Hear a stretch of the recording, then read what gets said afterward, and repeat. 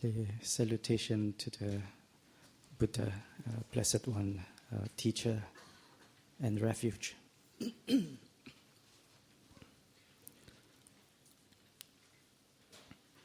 Namo tassa bhagavato arahato Samma Sambuddhassa. Namo tassa bhagavato arahato Samma Sambuddhassa. Namo tassa bhagavato arahato Samma Sambuddhassa. Sabbe satta bhavantu sukhitatta. May all beings near or far, known or unknown, seen or unseen, be well, be happy, and be peaceful. And may all of us too be well, be happy, and peaceful. Sukhi hontu.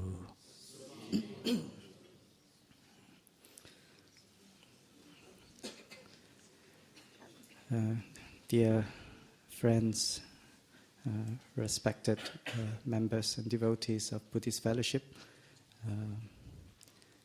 I'd like to express my thanks and appreciation for this kind invitation for me to come to BF Center to do a sharing tonight. And I just got to know a couple of minutes ago that this is not the regular activity. In fact, on Monday, BF is supposed to be closed. So I would like to profoundly apologize to the office staff for making you come back to facilitate the center for this wonderful gathering. And I just saw the rain outside, and many of you have braved the rain to come here because of the Dhamma, and I'm really inspired by all this. So since we are all gathered here already, let's not complain about the traffic jam. Let's forget about the rain. And if we got wet, it will be dry after the talk. Everything is anicca. Since we got here purposely, and we got here with perhaps some degree of difficulty, let us make it meaningful and worthwhile by paying full attention to our discussion on Dhamma. Right? Okay? We have an agreement? Yes.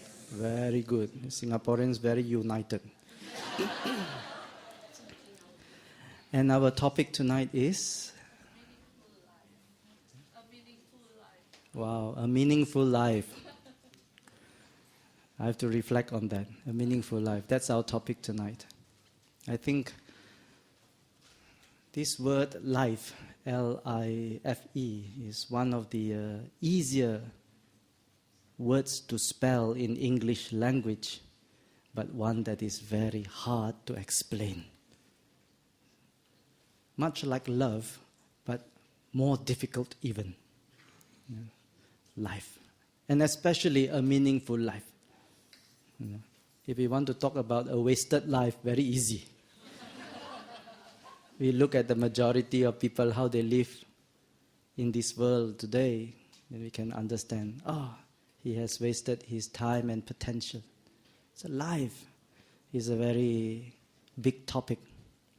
But bigger than life is wisdom. With wisdom, we can understand what is life. We can even overcome all difficulties in life. We can even overcome repeated life. So, to the Buddha, life is not a challenging topic.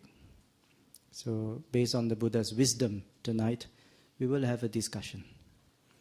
We will explore this topic. I will give some of my views, and after which, we perhaps have to pause for a while for Ajahn Brahm to enter this hall.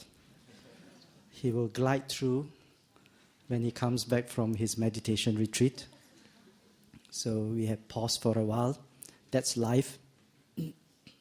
And continue with our discussions and spend some time having questions and answers. Is that so? Yeah? So I do the questioning, you do the answering. So all in agreement, say yes.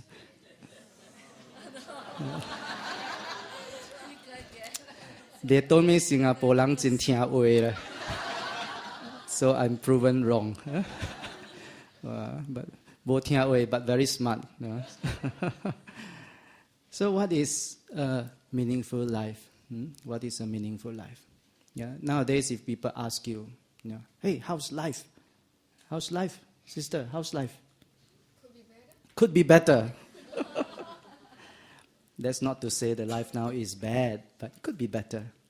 How's life? Brother Vincent, how's life? Quite okay. Ziyun, how's life? Good. Yeah. How's life? Chipeng. Maybe I ask, who has got life? Have you got a life? How's life? Good. Honest or dishonest? Many people, when you ask them casually, sometimes you're caught unaware. How's life? It's very hard to describe, isn't it? Then why you give me this topic?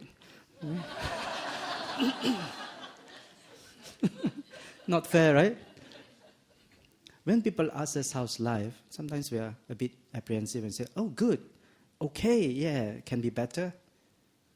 But some people also say, oh, stressful. They use this word, stressful, to describe life. How's life? Stressful or not? Yes, quite stressful. Yeah. But we always say, okay, very good. We always smile. When we think of the good things in life, we say it's good. But when we think overall, it may be quite stressful. Because to have a good life, we need to work hard for it. In working hard for it, there comes the discomfort, inconveniences, our effort, the disagreements. Very disconcerting. So that brings stress.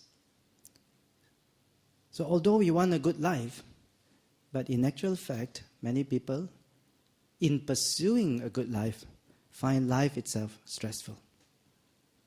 Today, there is a lot of emphasis on happiness in life. Yeah, everyone, when you ask them, what do you want in life? I want happiness. I want happiness. Happiness is very important. I want a happy life. How do you define a happy life? Can anyone help to define happy life? No stress. No wants. No desires. Wow. That's life of an arahant you are describing. Not, there's a life of a Singaporean arahant we are describing there. No stress because no desires. Yeah. What is happiness? Happiness to many people is just an emotion. When you ask them, hey, are you happy or not? No, how can I be happy? Today is Monday. How can I be happy?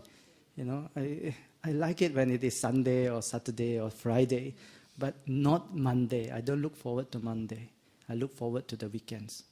Yeah. But within even a very sad life, there can be happy moments. I once saw in the 90s a news report by BBC. They have done a very special report on the crisis, ethnic cleansing in Rwanda. And it started off with the reporter going in with a UN truck distributing food. And when they were distributing food, they took the view from the top of the truck. And as you can see, all the people are crowding and fighting over those packets of food. Yeah. So they zoom in into the emotions of the people, the expressions of the people. Everyone is so stressed out because of the desire to get that food. This is a matter of survival. And then one lady got a pack of food. She had to do this maneuver to get out of the crowd, hug the packet of food and turn around like a rugby player and fought her way out of the crowd. And the camera followed her and zoomed in on her expression. When she turned around, there was a smile on her face. It was a smile of satisfaction. She was happy. She was happy because she got something she desired. But then the report went on, and we saw the conditions of the refugee camp. That cannot be described as a happy life. That condition can only be described as a sad life. So in a sad life or a sad life condition, there can be moments of happiness. Similarly, in a happy life, there can be moments of profound sadness and grief. But there is too much emphasis on the happiness as an emotion compared to happiness as a general well-being of the mind today. If you ask most people, how do you define happiness? Oh, maximum pleasure. Pleasure following pleasure. Fun following fun. Moment to moment of delight. Minimum pain. Maximum convenience. Maximum ease and comfort, but minimize difficulty. 这个就是好命。People have that kind of thinking. Maximize pleasure, minimize pain, maximize comfort, minimize difficulty. This is a very hedonistic view of a happy life. Hedonistic means something connected to the biology, just sensuality, just delight, pleasure, comfort, and minimum pain. Many people have this idea. This is a happy life, they say. But then, life as a human has never been better. Now is the age of comfort, pleasure, convenience, and with very little difficulty. How difficult is it for us in Singapore to get food? How many people here plant your own rice? Rear your own chicken? Every day go to the barn, take some eggs, and make omelets. How many people do that? Just go to the supermarket and you get everything by the kilos and by the dozens. As a human race, life has never been more convenient. But then you can see in many countries, for example, take Japan. Japanese have very high standards of living, comparable to Singapore, comparable to Europe. But just after the war, Second World War, Japanese life was, to say tough is an understatement. It was suffering. Infrastructure was really broken. No freedom. A lot of people lost family members, lost property, lost livelihood. Many people lost their health, lost their limbs. Life was very tough.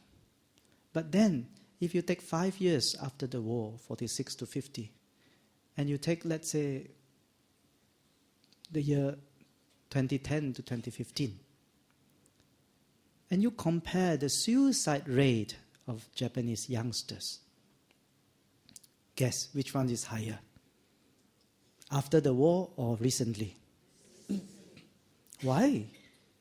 Is life very unhappy? See, you have all the sushi you can eat. It's sold everywhere. After the war, you don't even have rice. Now it's everywhere. Neon signs are very bright, very comfortable. Everyone has money. Everyone can find jobs. It's quite decent, more than decent.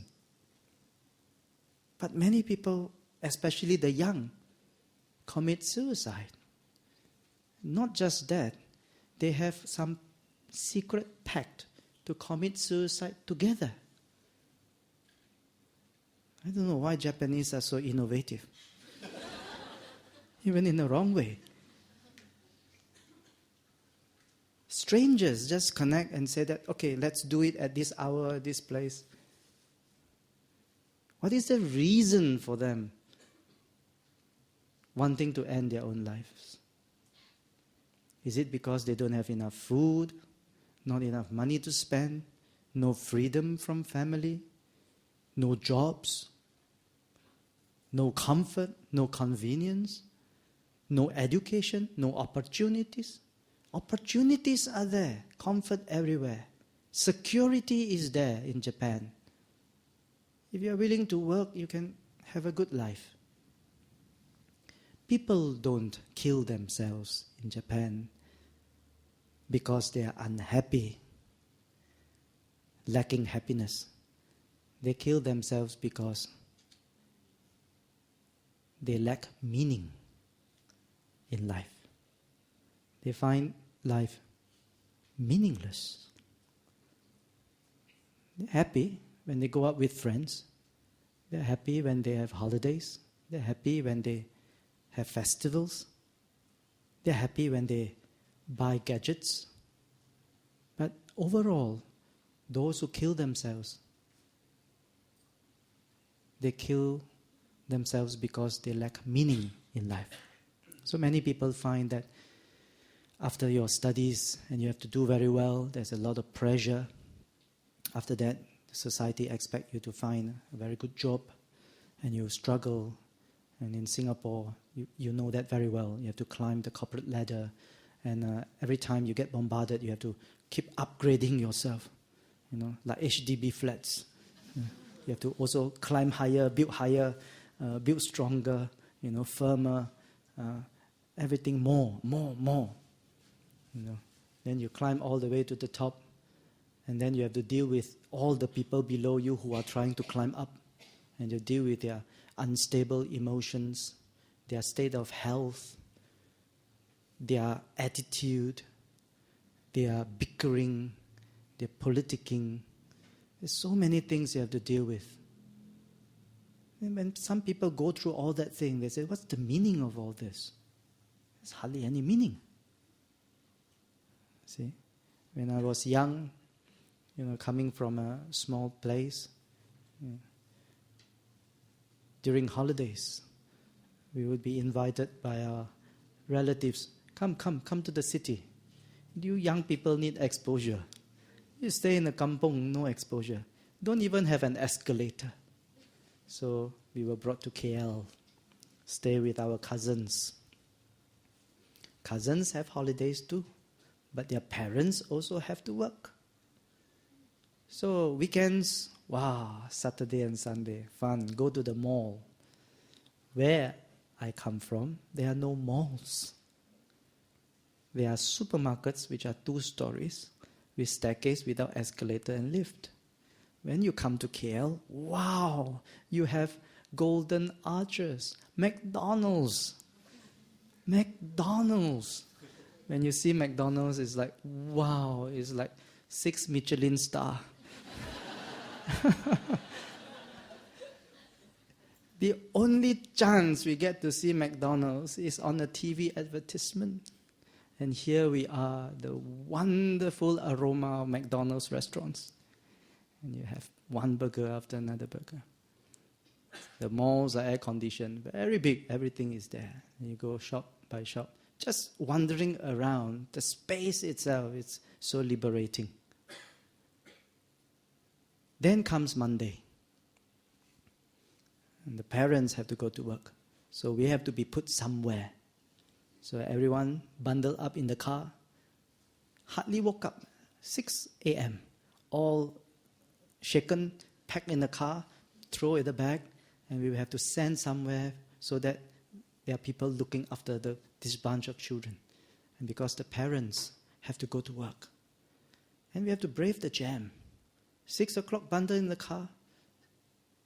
6:50 arrive at the place, and they have to put there. Then they have to rush back to the office. And you don't see them until 7:30. They come and pick up, go for a quick dinner outside, and go back.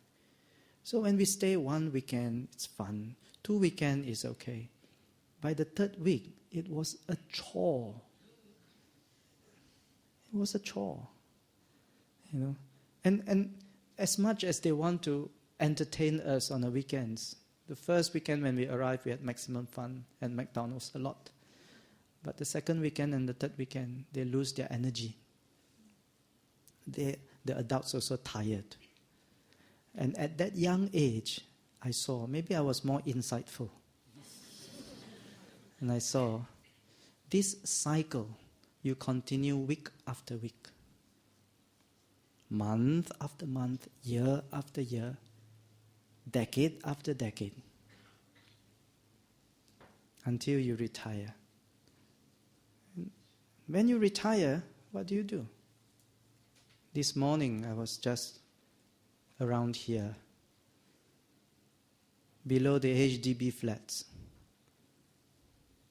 The shops, they were not open yet, but people were already mingling. The elderly, some infirm. So the earliest to open was the coffee shop, and people were lining up for cha bee hoon and fishball soup. I joined the queue.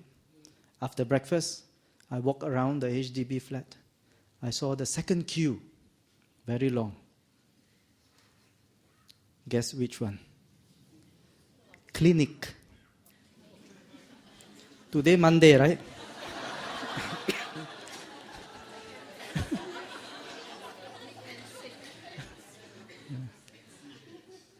I suppose people work too hard during weekends. So Monday morning, you feel a bit sick. Second queue. And then the third queue is lottery. All the old gentlemen queuing up. When it opens, I tao jile. First one to buy, maybe, I don't know, the chances better? I'm not sure. They're all queuing up. Once open, they're all there. I saw these 3 queues in the morning. Cui jia, cui yu,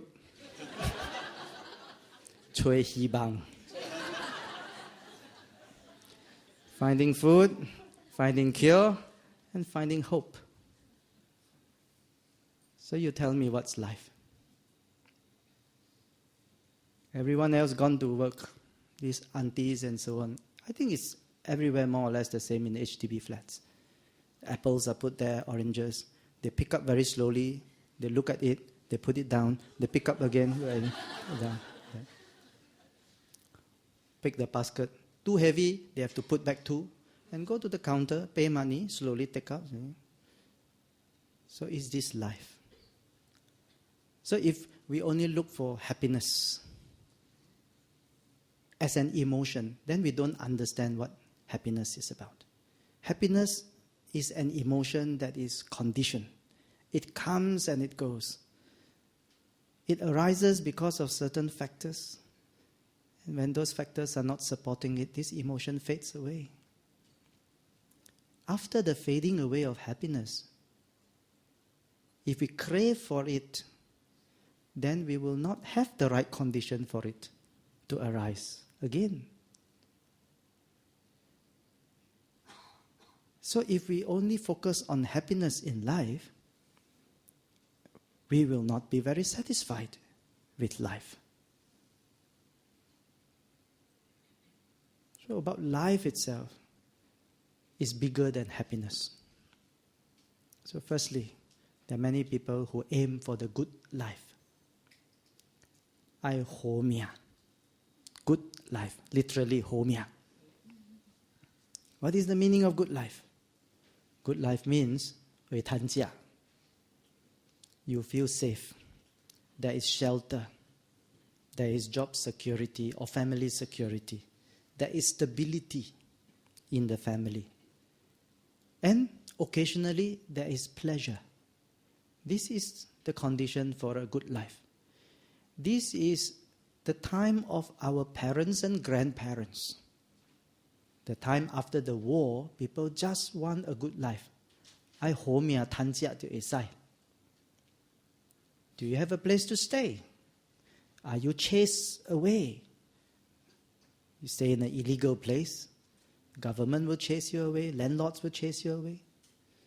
But if you have a shelter, no matter how big or small, if it is secure, people feel better. Do you have a job? Do you earn a living? More or less doesn't matter. Those days you never talk about bonuses. You talk about having a job. With job and with income, you can put food on the table. Your family is happy. Come Chinese New Year, relatives gather, enjoy a bit, occasionally pleasure, go to the beach, Tanjung Katong, see the ship coming in, Chin happy liao. Nowadays planes fly in, see so many planes, also not happy.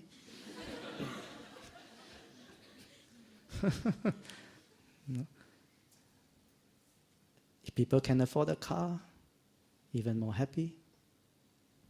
If there are occasions where they open a new mall or open the new airport in Changi, everyone go there, have a look. Wow, poiki chin tua ting. Yes, it's special occasions like that. The family come together, weddings, birthdays. That's called a good life. Today, a good life is more expensive. Those days, good life is economy class. Today, business class also not considered good enough. Must be first rate. Yeah? Now you have a place to stay. Ooh, got money to spend. Ooh. Who is the richest? People who never work yet, students. They have more money. Yeah. Then, we have the conveniences. Yes. We have better environment than ever before. Not just in this country, but throughout many countries in the world. But the definition of a good life is still the same. Yeah. I think many people already enjoy good life. How many people here enjoy good life? Do you think by that definition your life is good? How many people? Only one German.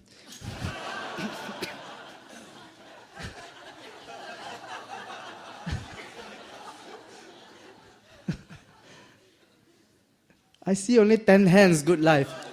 The rest is Pai Miam. Then welcome to Malaysia. It's a good life. So sometimes we have a skewed understanding of good life. We think that that's not good enough. I need to have like good food every day. I need to have fun every day. I need to have fun when I want it. I need to have pleasure when I want it. But actually, you have everything when you want it. Let's talk about the music. You can have the music you want, you like, anytime you want it. Correct or not? Nowadays you have what?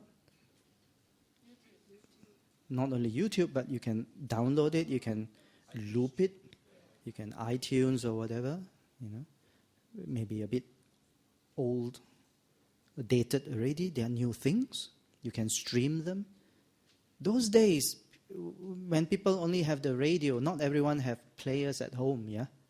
You wait for your favorite song. How many days you have to wait? On radio. Huh? You have the special request, right? How many people have phones at home that you can have special requests? You write in to the radio station for a special request, right? You wait and wait and wait and wait. And when they play your song, you might not be listening to radio.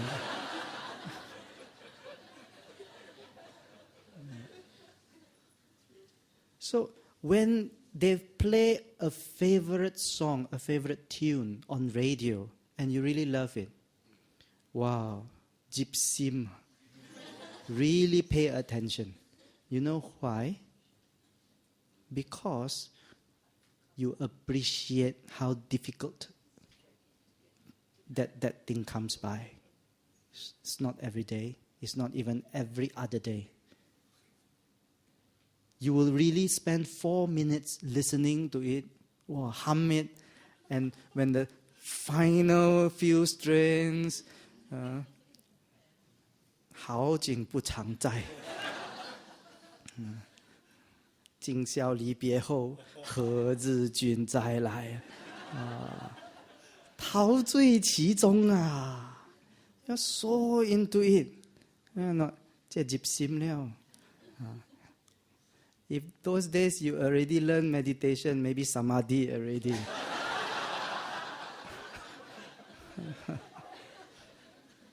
Unfortunately, learn very late. We savor food the same way. Chinese New Year, bak kwa lah, all these kind of, kinds. Kuih kapit, yeah, love letters and so on. Today you give people, you go, 哎呦，我不吃这个 high cholesterol.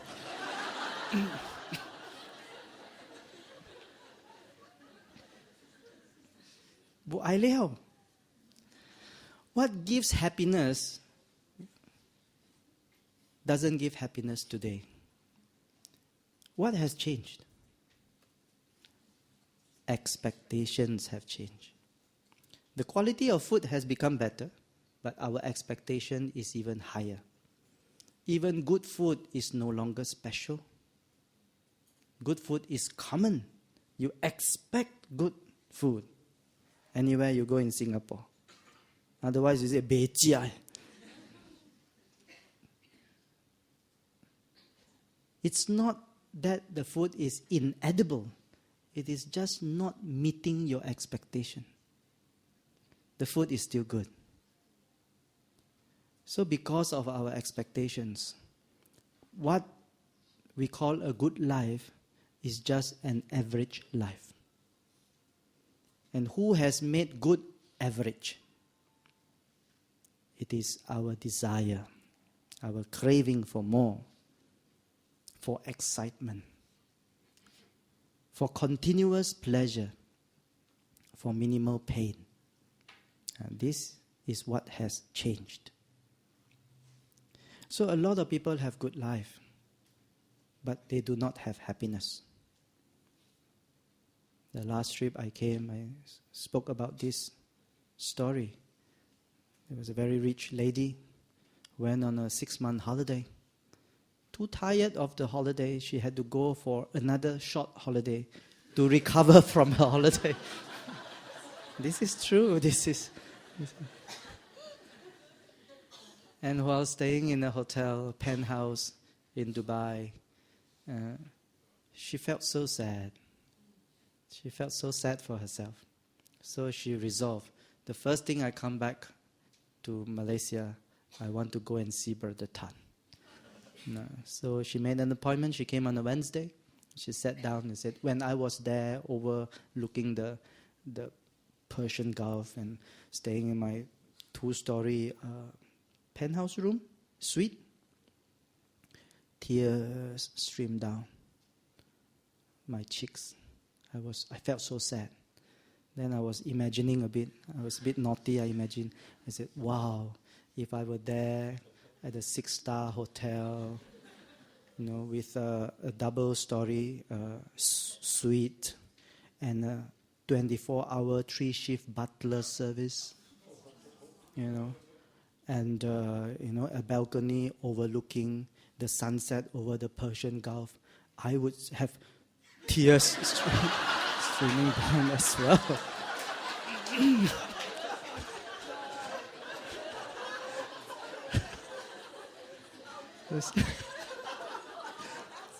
I said tears, not saliva.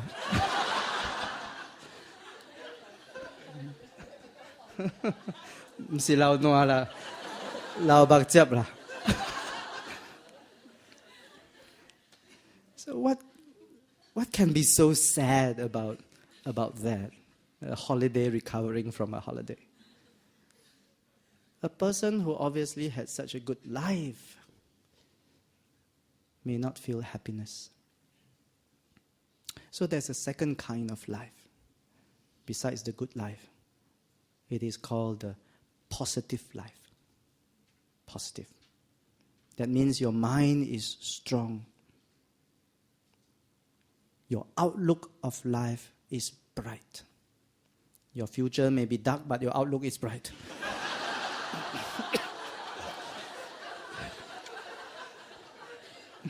Maybe in your career, that's the dead end already. That's the best you can do already. But because you have a bright outlook, because you are positive, you can still be very happy. Very happy. Coming with this positive outlook is contentment, hopefulness, noble aspirations, the feeling of usefulness, the feeling of being loved, cherished, and protected, the feeling of security. These are all the components of a positive life. And this positive life can be lived even in difficult conditions. Think, during economic depressions, which we have not experienced for decades, during the war and during the last century, many places in the world, in Europe, even in America, in Asia, it was a mess. Everywhere there were massive layoffs, unemployment.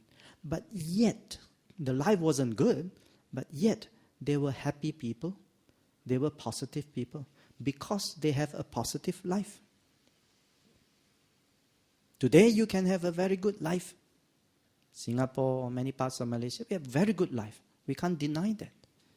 Still, there are so many people who feel unhappy, stressed. What is lacking is not the physical convenience and comfort and pleasure. What is lacking is positivity. This is another kind of life. But then, no matter how positive you are, there is a third type of life. It is called a meaningful life. If you are positive, a happy-go-lucky person, you may not have the best job, you may not have the most money, but you can see this person is happy throughout life. Then they die happily also. After they are dead, all the friends also happy.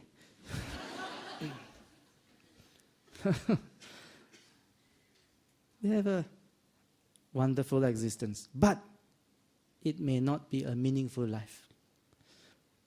They are happy because of their attitude, or they have enjoyed a good life, but they have not contributed to the quality of life or the quality of mind of their friends and family. They have not even lived up to their own potential. They have lived to the maximum in terms of sensual enjoyment, but they have not actually actualized the human potential. So the third type of life is one of meaning. When we have a meaningful life, it feels that life is purposeful.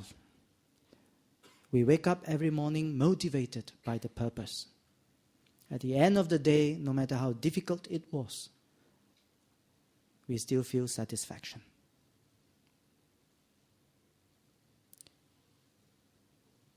Parents who worked hard. I remember my grandfather came from China. Sometime after he died, on one of the memorial days, I went back to the grandfather's house and pay respects. And I walk around the house, I noticed, wow, it's such a big place. It's more than 100 feet long, so many rooms. The land surrounding it was big. You can cycle around the property. It's a big house. But he was an uneducated person. He came, he worked as a laborer. He became lorry driver. He drove all over Malaya. He sent a lot of goods to Singapore those days. But I'm sure he didn't have very good food, very many conveniences, lots of mosquitoes, not even many good night sleeps. But how could he have endured and saved and bought the whole big family enough room to shelter everyone? What made him work and work and work and never give up? I think his life had meaning. And his life was driven by the purpose, I must provide for my family. Not just his own 9 children, but also his younger brothers and sisters. That was his responsibility. So he worked and worked and worked. Drove lorry, and traded and helped people, and farmed, do all kinds of jobs, probably 18 hours a day. And never have I heard him complain. Even in his old age and retirement, he only spoke about incidents, happiness, exciting things. But I never heard him complain, wow, I have so much suffering and so on. Because his life had meaning, he had purpose. So sometimes when we have meaning and purpose, we will do it with all our attention and all our heart. Just like studying a subject you are interested in. Doing research in order to help people. Doing social work. Doing Dhamma work. Parental duties. You can bear it because it is meaningful. If we cannot find meaning and we cannot see a purpose, even a little bit of inconvenience, we will be complaining a lot. Our mind will turn negative. Similarly, in our Dhamma practice, meditation, sit a bit, ka tia, ka pi, ka jio. 唔是卡上，是心上。Mind is unsettled. Right? But when we see the purpose, when we see the whole meaning of it, it doesn't matter. 卡字咪唔要緊。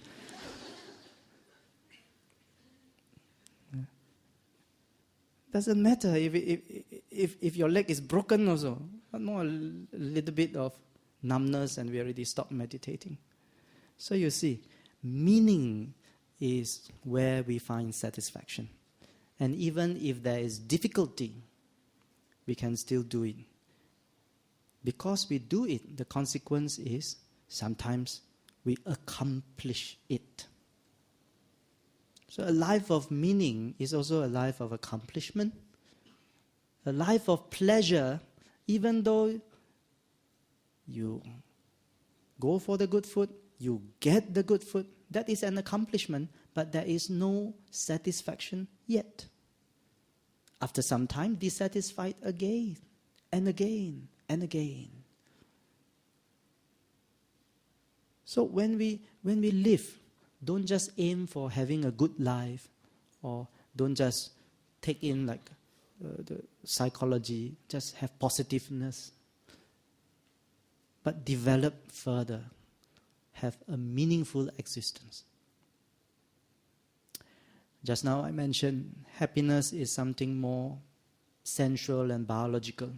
So if you have a lot of pleasure and you minimize pain in getting that pleasure, then that is happiness.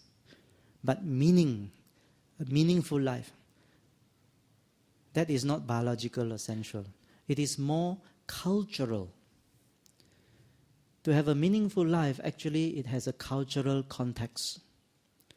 For a person with faith, and they believe in God, some superpower, some entity, a meaningful life means to know that entity, to live in accordance to their religious faith. That is to them meaningful. It depends on what cultural background, what religious background you have. So the meaning of life is contextual. It is culture bound. For a person who is very worldly and materialistic, a meaningful life means doing your best and earning the most, and becoming very powerful, very influential, becoming recognized, becoming respected. That is for people with material or worldly background. So to them, meaning is to be recognized by the industry. Meaning is to be the most authoritative. Meaning is to be the most popular or well-known. That is for people from that background. And how about Buddhists? What is meaning? To have a meaningful life, we must first know what is life. So we take one step back, see what life is according to Buddha's teachings. Life is different from lifetime. You may get Lifetime Achievement Award, but in terms of lifespan, that is just a blip. It is just like one of those blips on our cardiogram where it shows our heart is still beating. But in the sequence that is life, that is merely one blip. Life, according to the Buddha, is a continuum. It continues after death. Bound by craving, fettered by ignorance, it goes on. It's just like those leeches. Have you seen leeches? Maybe in army days you can see leeches. After a rainy day like that, the next morning if you go, you can see leeches coming out partying. And then they will go like this. Yeah, that's how they move. And then they reach an end of one leaf. And then they want to go to the next leaf. So they aim like that. And then let go here, land there, and start the journey again. This is how it happens also when the point of death, bo kam guan, no peace, cannot let go, still have craving. Patisandi vinyana, that consciousness arrived, I want to live on. So like that, aiming, go to the next life. Pian go kui.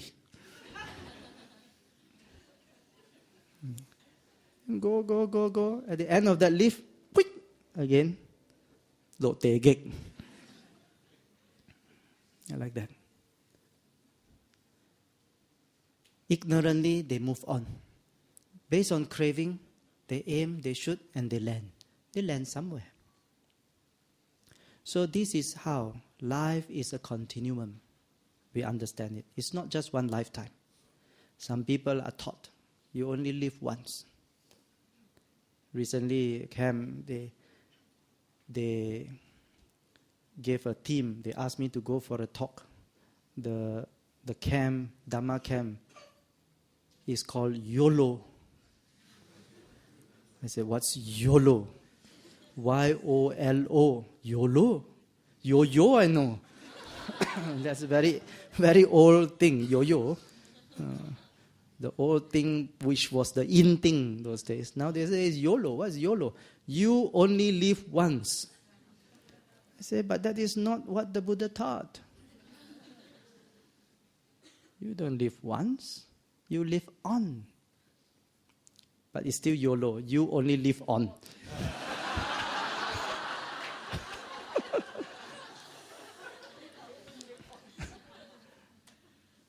So we have to understand the second aspect now. If you live on, you also have to understand this.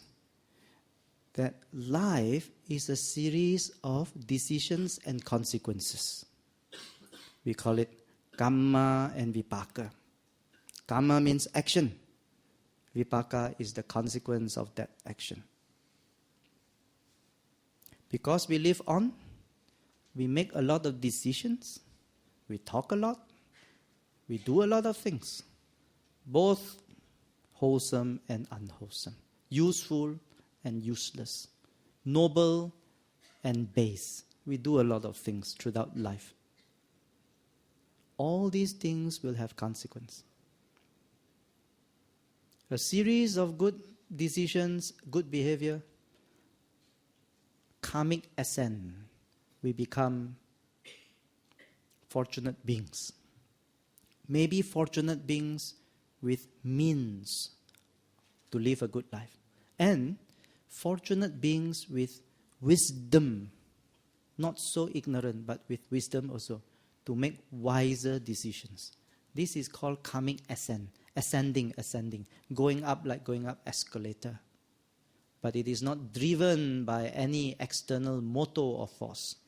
It is driven by our mind. Whatever we have done as a natural consequences, that is the vipaka. Sometimes we have the karmic descent, a series of very ignoble, base, vulgar, unwholesome actions, debasing ourselves. The consequence of it, unfortunate birth, misfortunes, bad friendship, bad advice, bad decisions. Then we go down. So life as a continuum is also faced with this karmic ascent and karmic descent. The Buddha also taught life is actually an aggregate. An aggregate of what? Namang cha rupang. Of mental factors and physical factors.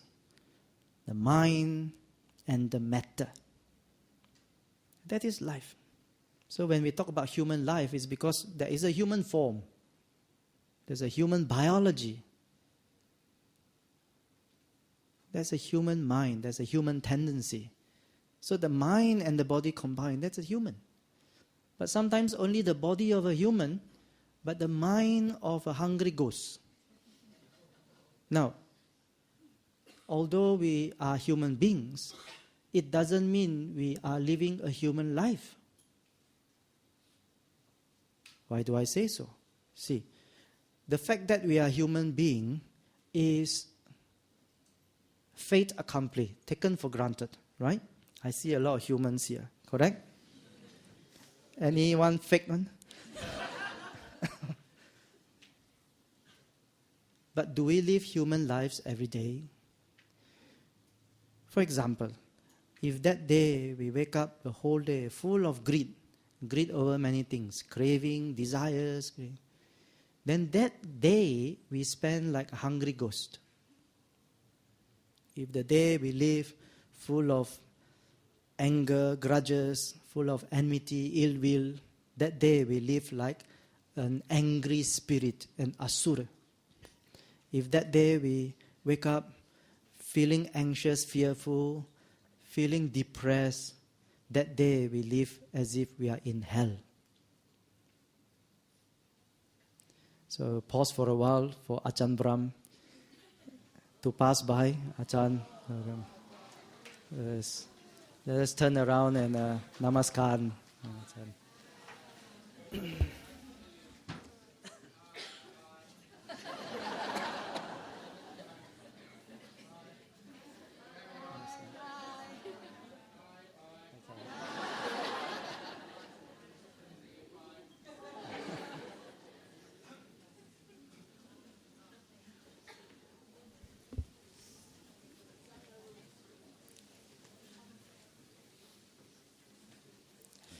Happy is the side of samanas.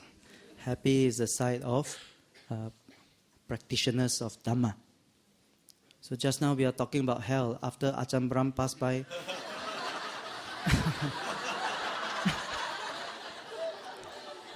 we have to talk about heaven.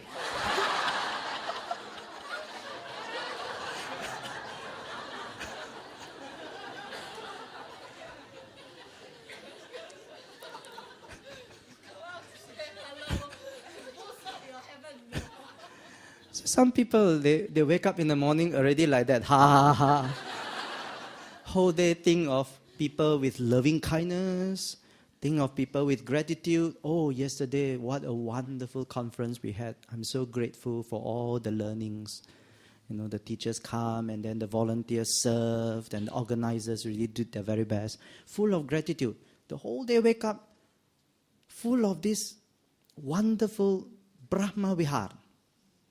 With a lot of mudita, with a lot of compassion. That day you are living like the divine. Human body, but divine day. So, although we have a human life span, but how many years of that span we live like a human being? How many years cumulatively we live like a ghost? Every time there's a sale, how long is the Great Singapore Sale? 3 months. Yeah, 1/4 of the year goes. Gone. Yeah? How long we live like an angry spirit, Asura? How many days in a year we live as if we are in hell? How many days we live like we are in heaven? But how many days we live like a human? What is life as a human being? Human being is with human mind, with a reflection and contemplation, with the arising of wisdom, with insight. That is living a human day. If we develop this insight and wisdom, if we have this sense of humanity, of generosity, dana, chaga, of sila, virtue, morality, of mental cultivation of kindness and patience. That is human potential. So in our 80, 90-year lifespan, if we can spend more days, months and years living a human life, then we are an accomplished human being. We are being more human. A human being. So this is what we can learn from the Dhamma. Don't aim for just success which is temporal, that is anicca, that is based on condition, come and go. Happiness is also the same. What more sensual pleasure? Just a while. Authority, fame, popularity, wealth, health, all those are just a blip. Aim for something longer, since life is more than a lifetime. So to have a meaningful life, we need to contemplate on the potential of being human. There was a famous monk years ago. You might know this monk. He went to the States to give a series of teachings. The halls are usually packed, so people don't get to ask questions. As he was leaving one talk, a young man shouted out a question outside the temple. As the monk was going out, walking out, he shouted. He said, 师父, 师父, what is the meaning of life? Shifu heard, turned around, looked at the young man, American, smiled and said, life has no meaning. That's the end of my talk. since life has no meaning. But when you consider, you go through so much of a hassle to earn a living, so-called, have a good life, and ensure your children's good life. Try to be positive, overcome all the difficulties, and then finally die. Come again, just like the leech, hungry for blood, again. If human being have to start all over again, you want to do your O levels and A levels again?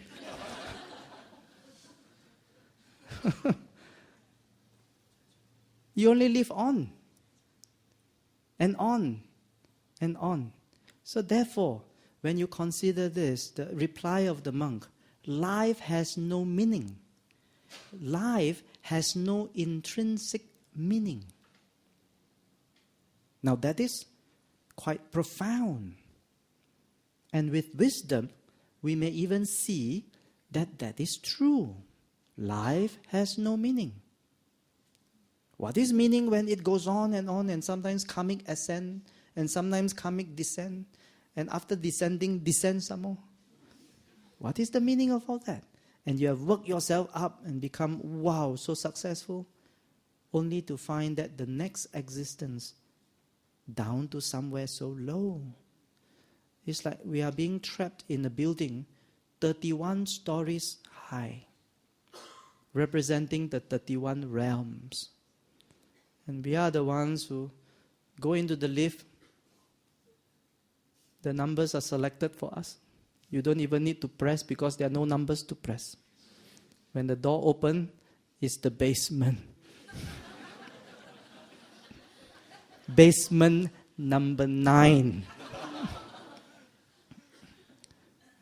It's very hot there. Smelly. Dirty. But you're pushed out of the lift. And there you spend 1,000 years. Then finally the lift door opens for you. Quickly run in. Go to another floor. Floor by floor you earn up. Here 100 years, there 1,000 years. Here 500, there 5,000. Just like that. In and out, in and out. Up and down, up and down. What is the meaning? So with wisdom we can see that there is no meaning in life per se. But, my dear friends, you have to remember this. Though life has no inherent meaning, it does not mean you cannot make life meaningful. When I consider my life, it's life as a whole has no meaning, but I have made it meaningful. How can we make it meaningful? This is perhaps something that we have to learn and remember. How do you make our life meaningful? We make our life meaningful by having a few factors. Number one, we must develop positive emotions in life. Positive emotions such as being grateful.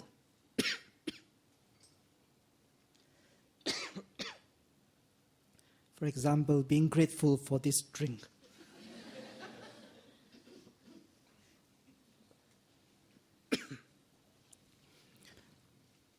When we are grateful, we feel blessed. Blessed.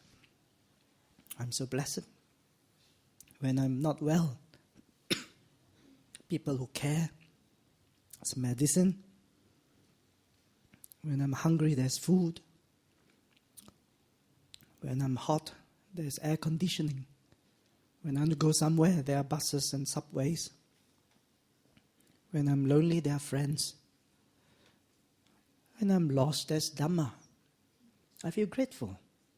So when we have developed these positive emotions, then life seems more meaningful. If we have a lot of negative emotions, life becomes even more meaningless. See, everything also we find fault with. Everything not good. Boss no good. Monday is a bad day.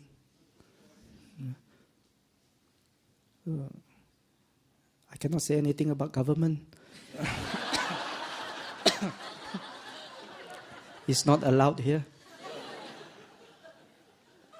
Or the MRT.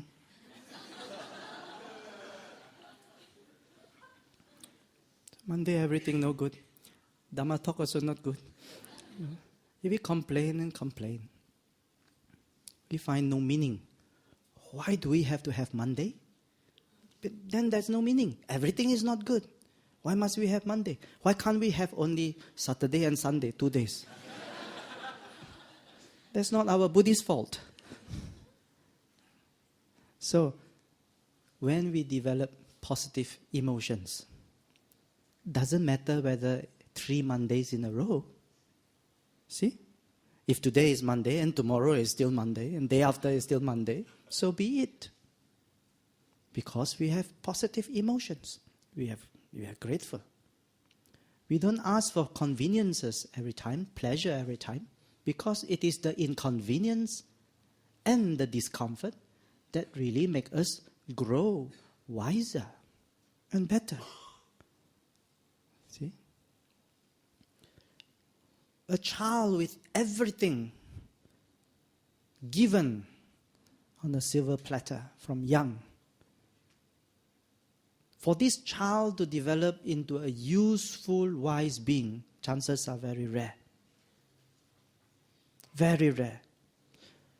For this child to grow into a spoiled human being, a spoiled youth, a spoiled adult, a spoiled uncle, and a spoiled old man, is very easy. But with difficulties and discomforts in life, for a person given to positive emotions, to grow and learn from it, it is very possible. So if we develop a positive emotions in life, then life has more meaning. Yeah? What is positive emotions? It is driven by right thoughts. Samma sankappa. With right thoughts, no matter how difficult life is, we just do our very best. Without anger, without ill will, without grudges, with a lot of appreciation and gratitude for the opportunities to grow. This is right thought. Another factor that makes life more meaningful is the engagement we have with our work, with the things we do. For example, in the office, how engaged we are in the work. Some people say, I only have to earn a living. I can't wait until the day I retire. And I've been doing this, it's so meaningless. It's a chore and it's a bore. That means we are disengaged from what we do. We may not be so interested, so passionate in the things we do. And this is a sure sign that that work has lost its meaning. But if we are engaged with the work, then it becomes more meaningful. For housewives also. Yeah? If you do house chores and you think, if I clean today, tomorrow will be dirty again. So you disengage from it. And to do something you are disengaged from becomes suffering. See? But if you engage in it mindfully, focus on it, stay calm on it, we call it samadhi, calmness, tranquility with it. We call it sati, mindfulness. Then it brings meaning. Cooking is a chore, or it could be meaningful. Cleaning a house can be a chore, or it could be meaningful. Going to work can be a chore, or it can be meaningful. Driving people around, Uber drivers, or whatever, can be a chore, or it can be meaningful. When we engage in our job, when we stay positive in our thoughts and emotions, then it has more meaning. Can you see that? Yeah. The third factor to have this meaning is to develop positive relationship with other people. Yeah. If you have very difficult relationship with people at work, going to work is not so meaningful. If you have difficulty at home, then home life is not so meaningful. If you get along very well with people, then going to the office becomes more pleasurable and meaningful. Oh, I made this, I bought this, I can't wait until Monday because I want to bring this to share with my friends, my colleagues. If you stay in a neighborhood and you're not connected with your neighbors, then staying anywhere is meaningless. But when you stay there and you engage with your neighbors and they know you, you know them, you really have a genuine care, you develop some kind of positive relationship, then it becomes meaningful. Anywhere you go, you still think of your neighbors. You say, wow, these are really good people. I'm connected. That connectedness brings meaning. Some people are connected to the Dhamma. When you come tonight for the Dhamma talk, you feel it's meaningful. You have braved the traffic.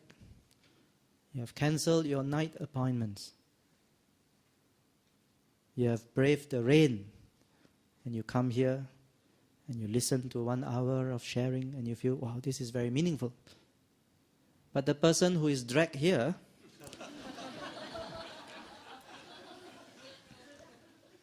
we have no relationship with the Dhamma. We are not engaged in the Dhamma. We feel that it is just meaningless. It's not that the Dhamma talk is meaningless. It's the degree of engagement and the relationship we have with it. It's not that your housework is meaningless. It's not that your cooking is meaningless. It's not that you're driving to work, you're commuting, you're studying, your career is meaningless. It's not that your meditation is meaningless. It is our understanding of it. Our relationship, which is positive, we are going to appreciate it. So as a Buddhist, we can develop. There are so many things that the Buddha taught us to achieve this. Metta, this kindness, friendliness, care, concern. This metta connects people. We have a relationship. You can change negative relationships to positive ones. Negative relationships lack metta, obviously. With metta, it turns positive. Metta is unconditional. You cannot say, hey, Brother Tan, I tried, but she didn't change. I send metta, and how you send it? Like WhatsApp. Metta is not something you can send like an email. Metta is your attitude towards her. Attitude that is genuine, that is sincere, that is unconditional. You're not good to her just because you want her to be good to you. You're good to her for its own sake. That will change any relationship, even with animals. Metta works. Metang buseka vidina jitwa munindo. The Buddha, supreme practitioner of metta. Many achan also like that, full of metta. Metta is a parami, is a perfection. And the Buddha, being a perfected person, of course, would have perfected metta. So, animals also can feel the metta. Even people who were against the Buddha could feel the metta. The Buddha never practiced, exercised metta just to change people. So metta is something that is going to bring meaning to life. People who commit suicide, who find life not meaningful, lacks metta for themselves. If they had more unconditional love for themselves, they can accept themselves as they are, they wouldn't commit suicide. Without metta, there's a lot of aversion, whether towards others or towards oneself. Metta is the answer, the antidote to aversion. Without the aversion, without the defilements, we cannot be unhappy. So, if we want to have meaningful life, have metta. Metta, unconditional kindness to yourself and unconditional kindness to others. Try that on Tuesday with your boss. You will enjoy Tuesday from now on. Yeah. Another emotion, another factor, karuna, compassion.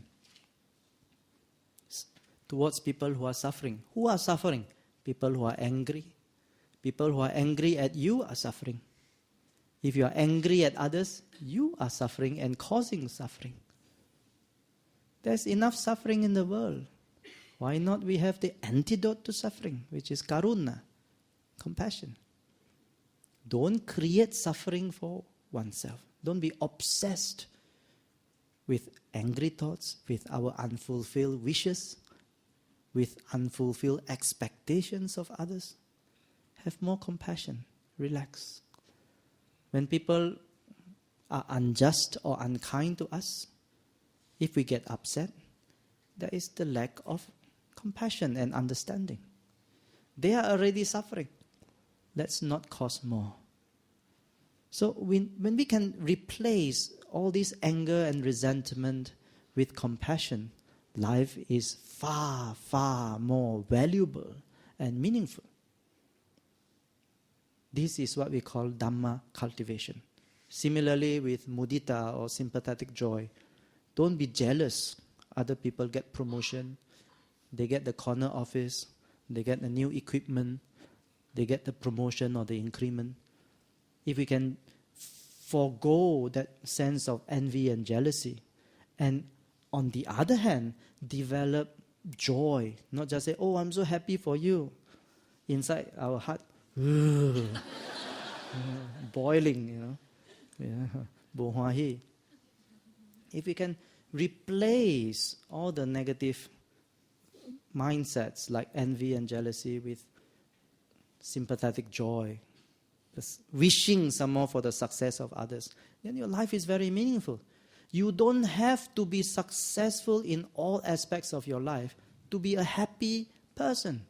If other people are successful, you are already happy. So if Singapore play with Malaysia football,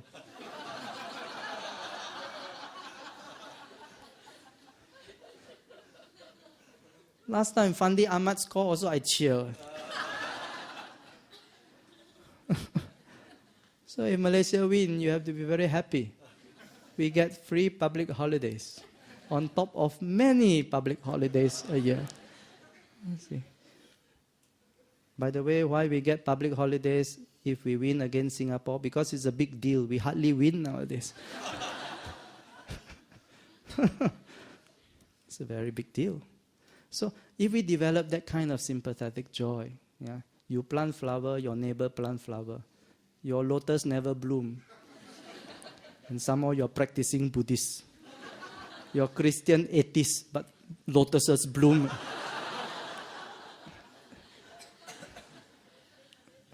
Don't get depressed. If we get depressed, we are worse than the lotus that never bloom. It doesn't matter whether the flowers bloom. It matters if Dhamma blooms. So when we have mudita, we are okay. We are happy. We are more than happy. We bring happiness to others. When people look at us, oh, why are you so happy one? Real or fake?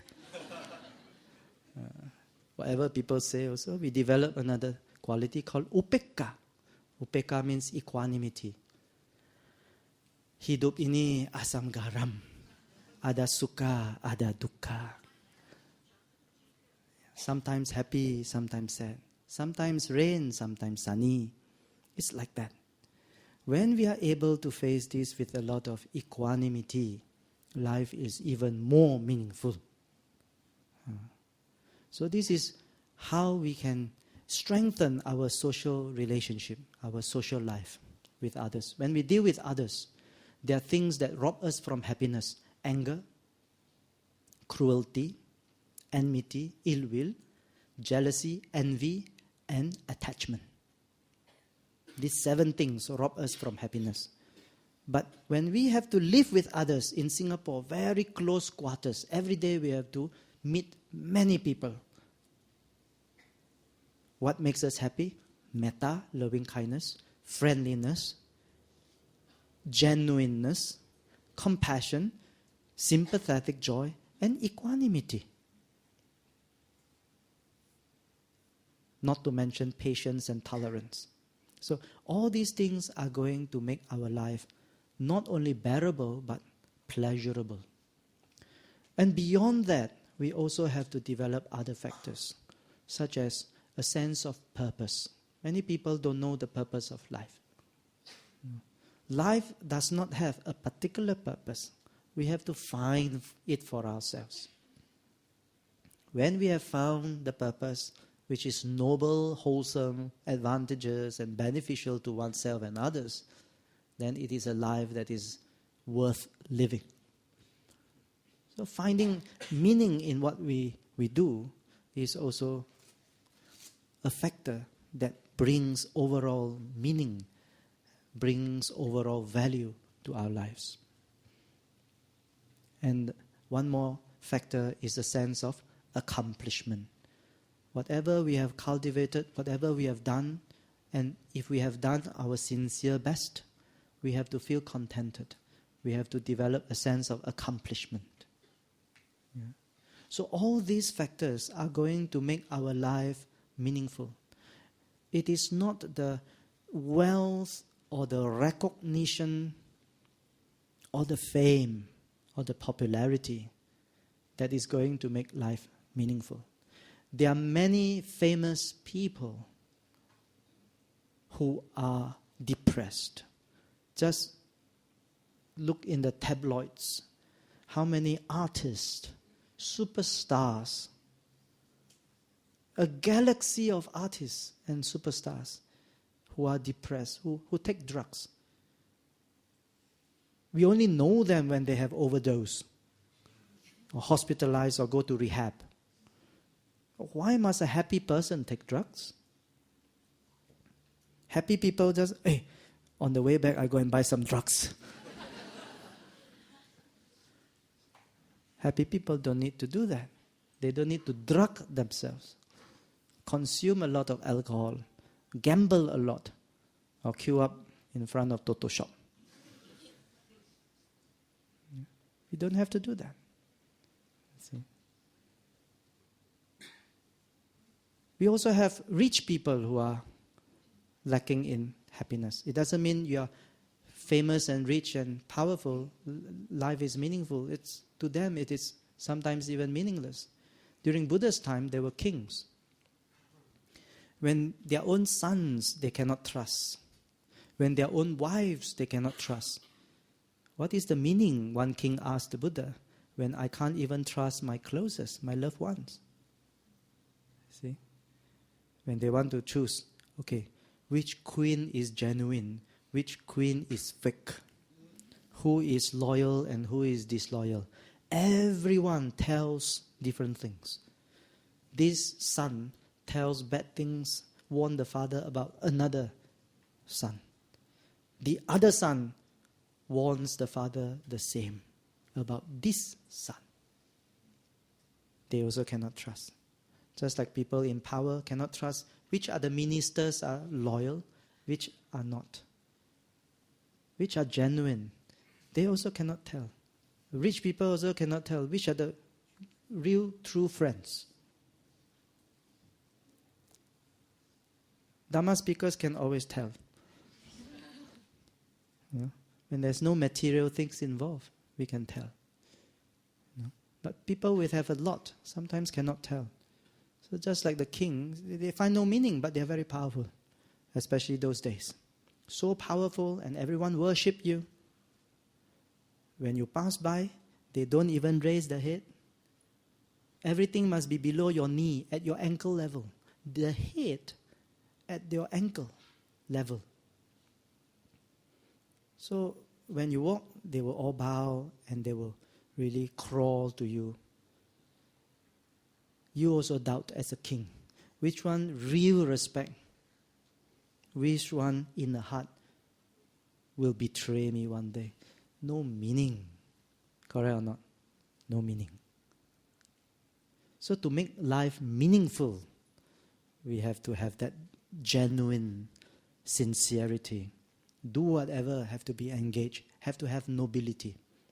The Buddha says that life is to be cultivated, especially as a human being. It is very rare. Kicho, manus patilabo. It is very rare to become a human being. This is perhaps at the top of the coming ascent. You have reached a very high level. The divine is beyond the human realm in terms of sensual pleasure. But in terms of the quality of the mind, in terms of that humane factors, then human realm is perhaps the most fortunate. It is from the human realm that we have the Sammasambuddha, the Pacceka Buddha, and the Arhants. They all come from the human realm. Why? Because in terms of the qualities and factors of enlightenment, a human mind has the highest potential. So since we are all de facto human beings, let us make it real, meaningful human life. This is our potential. This is the chance for us to cultivate. This is our opportunity. It comes only rarely, but it has come. So when it has come, and we understand the Dharma, then we have a purpose. My purpose in life is to cultivate myself. What is the result of this cultivation? Happiness. Oh, happiness again? Yes, but this happiness is not the mundane, emotional state of mind. Are you happy? No. Why?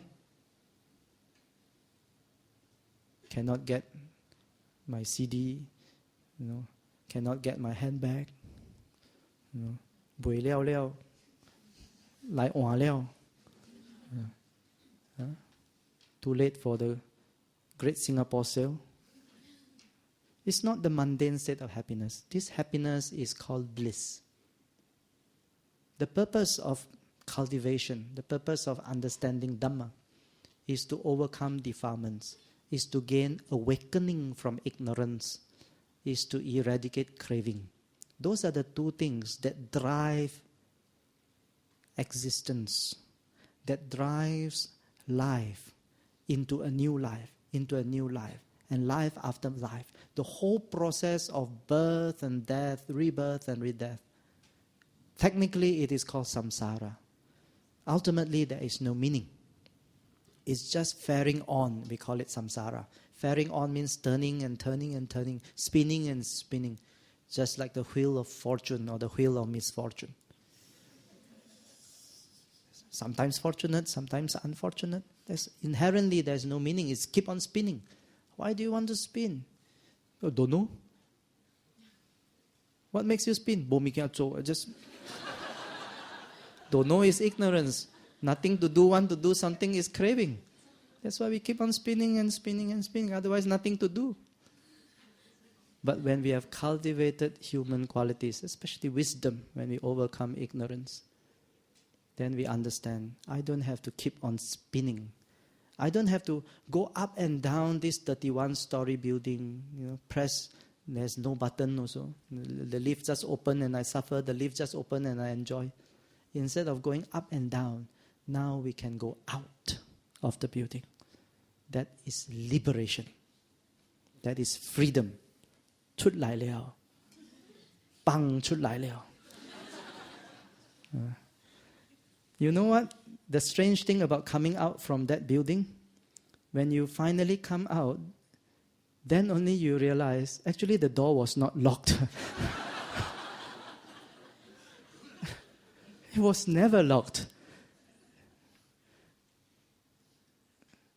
It's just like some chicken which we had in my grandpa's house. It was a very big barn. We collect eggs. Not so much slaughter the chicken, but have our own eggs. When the barn door was open, they also never come out. Because we used to feed them inside the barn. They never come out. Strange, but true. So sometimes in that building also, we call samsara. We go in, out, up, down, up, down, up, down, up, down. Now is the chance. After knowing Dhamma, see the exit, go.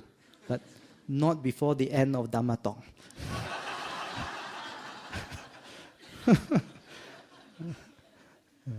So this is the purpose and the meaning of life to a practitioner. As I said, the meaning of life is very contextual. It is very cultural. For a person who has Dhamma culture, this is the meaning. For a person who has no Dhamma culture, they will interpret life differently.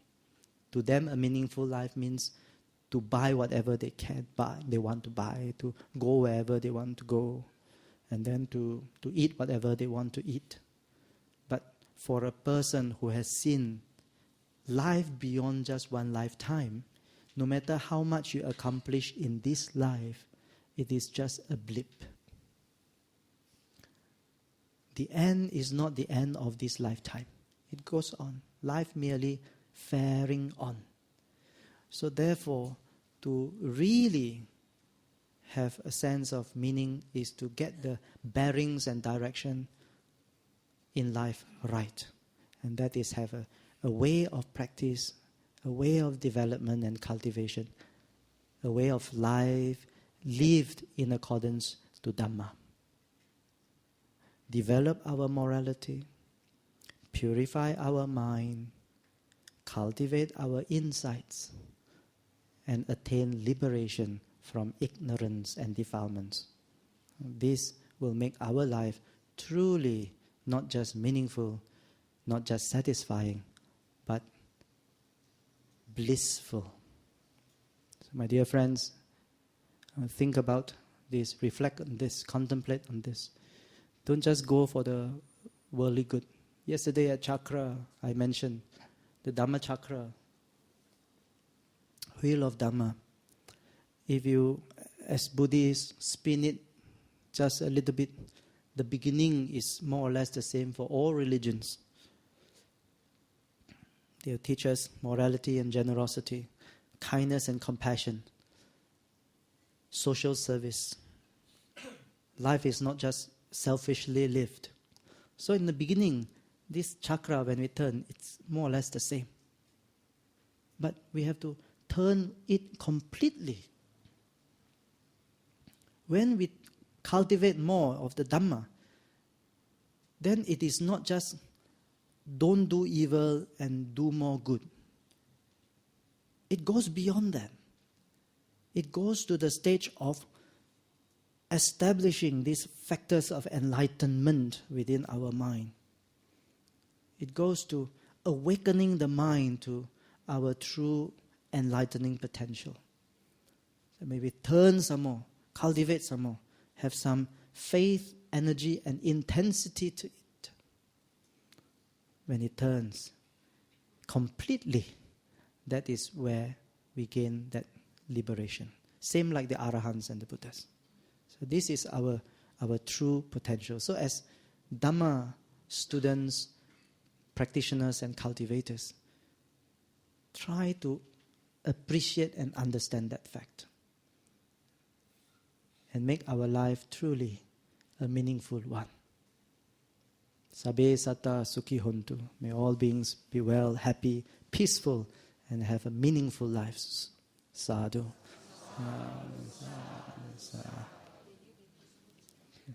Thank you very much for, staying through the talk and being awake. Yeah. We try to give anyone who has an urgent question just a few questions so that Brother Tan can go back and rest. But if you have an urgent question, please raise your hand.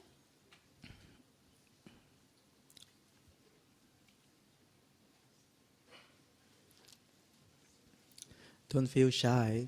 Asking, have discussion. It's very important too. Asking questions pertinent to your practice is important too. Don't feel that it is not sophisticated enough, or it is too sophisticated. If it is a question that we have, we just need to air it, and hopefully people are able to point to us along the way.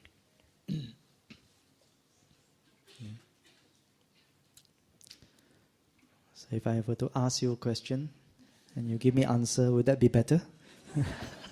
Just now say no. Say yes. Okay. So everyone, how's your life? Huh? Good? Oh, now better now. Not just one German, but more lives are better now. Okay. Yeah. Carry on. Hello. Thank you, Brother Tan, for the inspiring talk. I have a difficult question here because I think many Buddhists face this issue. I would like to know what's your personal feeling about the Rohingya issue.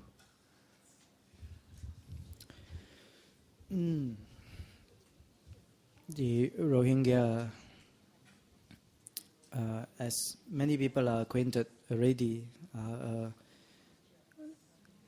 a nationless ethnic group. They originally were from Bengal. During the British times, people were moved around. People were moved to Malaya, to Singapore, to Ceylon, to India, to Burma, wherever there was British territory. Indians end up in Hong Kong. Chinese end up in Kolkata. Some Indians also end up in Burma. Some came later during the partition. So it is a political issue.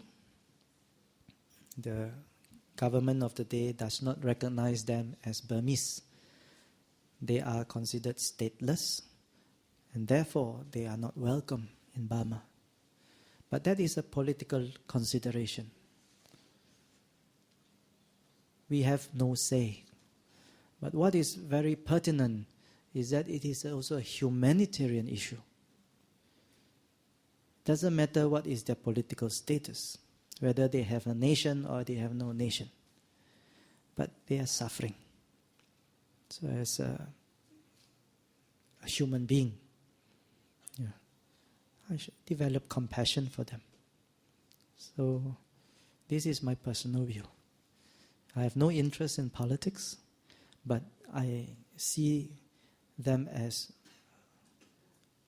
a group that is disadvantaged and suffering.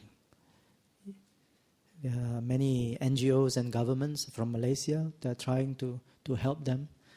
Many are politically motivated, but there are some that are genuine.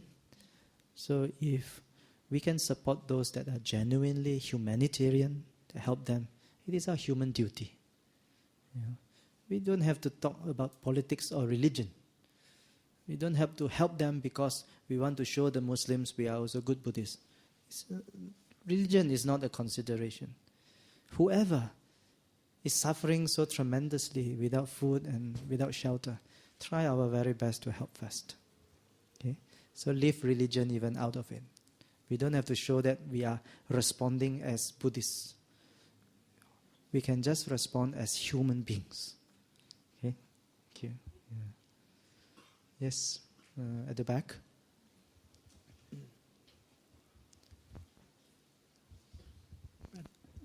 Brother Tan, thank you for the inspiring talk. My name is George from BF here. I understand that you are doing a project called a Wisdom Path or something like that. Perhaps you can give us an idea what it's all about. Thank you. Thank you. Thank you, George. We have been doing a project, building a integrated Dhamma education facility just north of Kuala Lumpur in Malaysia called Wisdom Park. The purpose and objective of this facility is twofold. Number one, to train good Dhamma teachers, especially lay teachers. For the Sangha members, for monastics, we have monasteries. For lay people, no institute. So many people learn from YouTube. We cannot become good teachers if we are not properly trained. There is no depth in the understanding or in the cultivation. So this facility is to produce good Dhamma teachers, especially lay teachers who are needed to teach in Dhamma schools, who are needed to teach in colleges, who are needed to give talks like this on Sundays. This is the first objective. The second objective is to train good, visionary, integral, virtuous leaders for the Buddhist community. We have many societies. We have many organizations. If the organizations were led by good, integral, visionary, virtuous leaders, the whole Buddhist community will prosper. Not just that organization. The whole community will benefit. So besides good teachers, we also need good leaders. It is the leaders that make decisions at the organizational level. They are the grassroots leaders, community leaders. So these are the two objectives of Wisdom Park. It is a facility to achieve that, the training of good teachers and good leaders. Right now, in fact tomorrow there is an interview, and work is going to start in a month's time. So construction is beginning. So it is a very nice piece of land, currently about 39 acres. And by the year 2020, the first phase will be up and running. And immediately we can make use of it. We have a lot of stay-in programs. And this facility is not just to benefit the Malaysian Buddhist community. As I said, 2 years ago, I was here in October also. Every October, I think I'm here in BF. Next year, I don't know.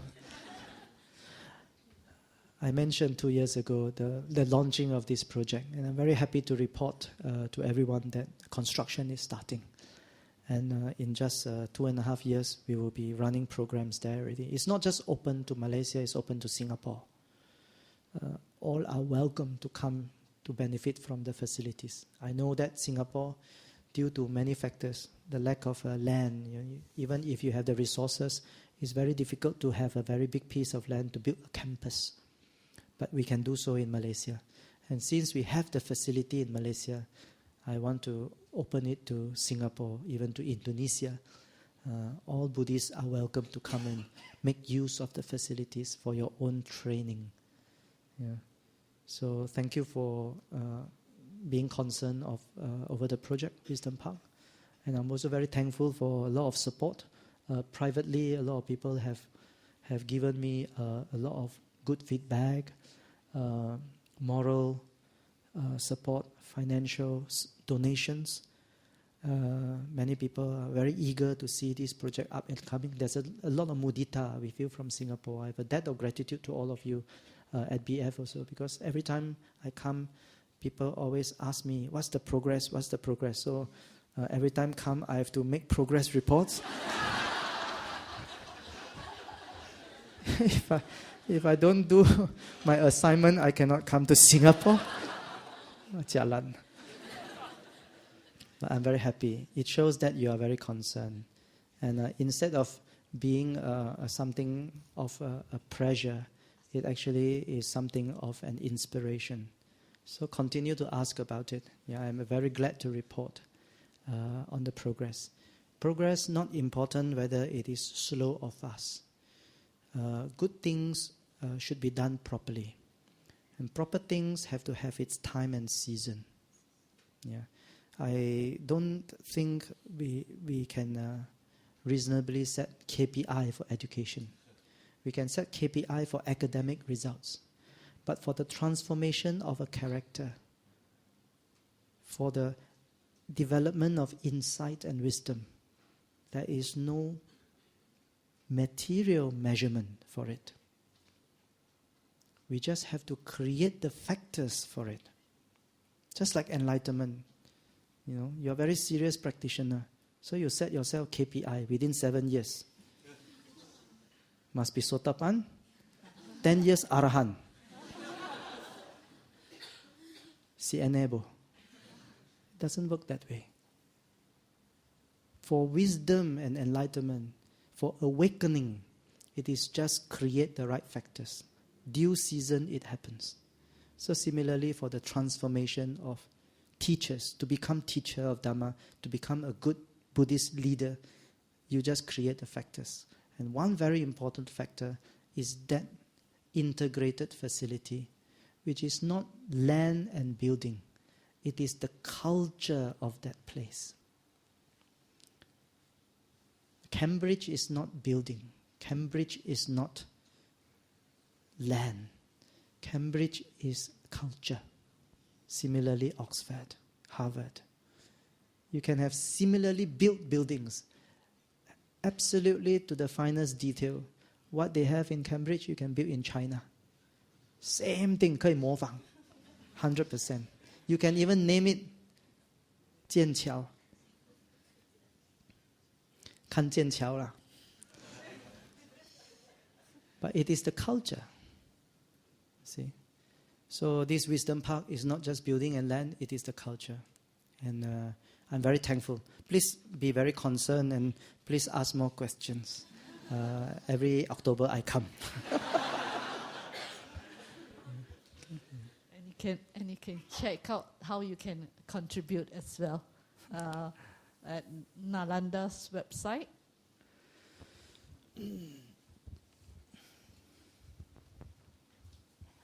Hello, Brother Dan. Thanks for your inspiration speech and coming here to inspire so many of us.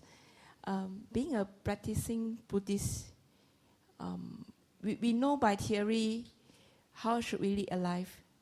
But many a times, like tonight we listening to your talk. Tomorrow we know that we should not be nice to our boss and have a good relationship. But it's like a battery fully charged now. Then it slowly drain off. Then until next year, maybe. Until next year, October when you come. Then we will charge again. But in between, there are a lot of emotions up and down. How should we be able to sustain, to progress spiritually? Very pertinent question. Thank you, sister, for asking. My immediate thought is have backup batteries or power banks. But more seriously, the Buddha also advised these 4 factors are very important. One is to have good, wise, noble friends. You have to keep wise company. Bhajeta mite kalyane, bhajeta purisatame. Purisutame. Mix with, associate with, look up to, seek the company of people who are virtuous and wise. I'm sure they are in Singapore.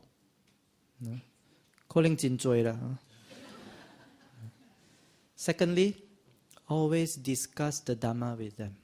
When you ask questions with these wise companions, you get to hear the Dhamma. Every time you hear the Dhamma, it may not be from Achan or a famous teacher. Just the Dhamma of the Blessed One. We charge the battery. Just like every day, our phone battery may be drained after the whole day. But we charge every night. So similarly, if we keep wise companions and discuss the Dhamma with them, we also get charged. After we listen to Dhamma like tonight, we cannot just forget about it and say that, but that only happens, when in a retreat or when I listen to Dhamma, but it's not practical outside. I cannot bring it to my home or I cannot bring it to the public, cannot bring it to the office. Don't think like that. You can bring it in your mind. That's good enough. You don't have to think whether I can bring this to my home or not. I can bring this to to the MRT, I can bring this to the food court, I can bring this to the office, I can bring this to the boss. You don't have to think. You just have to bring it in your mind. Keep it in your mind. Not just tonight, but make a mental note. What are the factors? What are the things that we call Dhamma? Just practice, just practice. Keep it fresh in your mind. It doesn't matter the external environment. This is good enough. It's called focus. It's called attentiveness. This is yoniso manasikara. And fourthly, whatever the mind that is full of Dhamma guides us, do it the right way. Do small things persistently. Follow the Dhamma way. Then life will be different. See, some people are very worried. What if the social support is not there? We have the Dhamma support if we keep the Dhamma inside our heart. Internally, we are supporting ourselves. And if we have identified good companions, virtuous people, and wise teachers that we can often associate with, every week we come together and discuss and practice, then we also have the necessary social support. And that is good. That is necessary for our progress and for our liberation. My dear friends, don't think that liberation is impossible in this lifetime or in this country. It is possible anywhere, as long as the factors of enlightenment are there, cultivated, nurtured, nourished. Let it take root in your life. It can happen. When it happens, it is the greatest blessing in our lives. Not just our life is blessed, but the lives of people that come in contact with us. We practice Dhamma out of compassion, and not just for ourselves, for all beings. When we have Dhamma, all beings benefit. See, your boss benefit. When you have integrity, honesty, diligence, mindfulness, your boss benefit, your colleagues benefit. We ourselves benefit. So don't take Dhamma as something very huge and wow, this is enlightenment and I have to go to the forest and I have to, give up everything. Give up bad habits. Give up laziness. Don't think I have to give up my lipstick, handbag. When you give up all the negative things, all this becomes not important. You don't have to give them up because in the first place, you never even pick them up. If you don't even pick them up, you don't have to give them up. So make Dhamma, carry Dhamma in the mind. You say you can go anywhere with your mind. Okay, sister? Okay, brothers? Boleh kah? Wah, not just Malaysia, boleh. Singapore also boleh. Thank you very much. Have a blessed life ahead.